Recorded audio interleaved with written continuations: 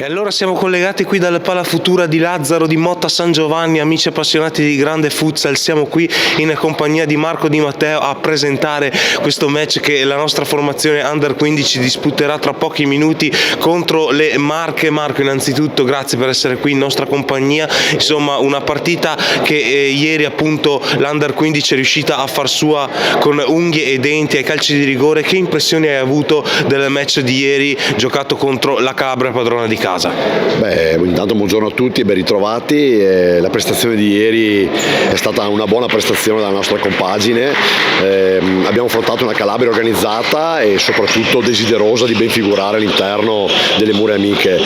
Abbiamo disputato una buona partita, però spesso questo genere di partite, quando non le chiudi, quando non riesci a legittimare la qualità superiore, secondo il mio parere, che abbiamo dimostrato, il rischio è di tenerle a galla e nel finale un gol ci ha penalizzato costringendoci ai rigori. Ci ha detto bene poi la lotteria dei rigori, perché comunque sia siamo stati protagonisti comunque, e attraverso due parate importanti di Fiorone e la lucidità dei nostri bomber la partita l'abbiamo portata a casa e siamo qui a giocarci questa semifinale che ha un valore assoluto per il nostro obiettivo.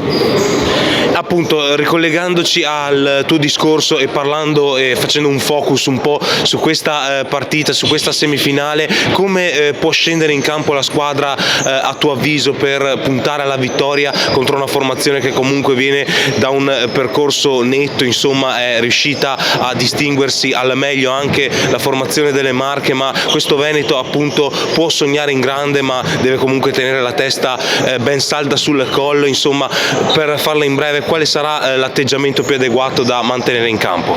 Il problema principale di queste partite è riuscire a liberare le emozioni e non interiorizzare troppo la tensione e l'adrenalina che si scaturisce in questi eventi. I ragazzi sono motivati, i ragazzi sono consapevoli che abbiamo delle possibilità importanti, però è altresì vero che l'aspetto nervoso diventa primario nella gestione emotiva.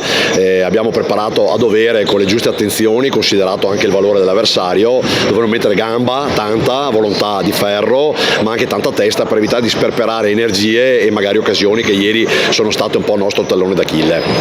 Bene, ringraziamo Marco Di Matteo per essere stato con noi, salutiamo tutti i nostri amici a casa. Grazie a tutti e buona partita, dateci una mano, ne abbiamo bisogno. Grazie. Rimanete collegati su Futsal Veneto TV, iscrivetevi per non perdervi nessuno dei prossimi caricamenti. Un saluto, alla prossima.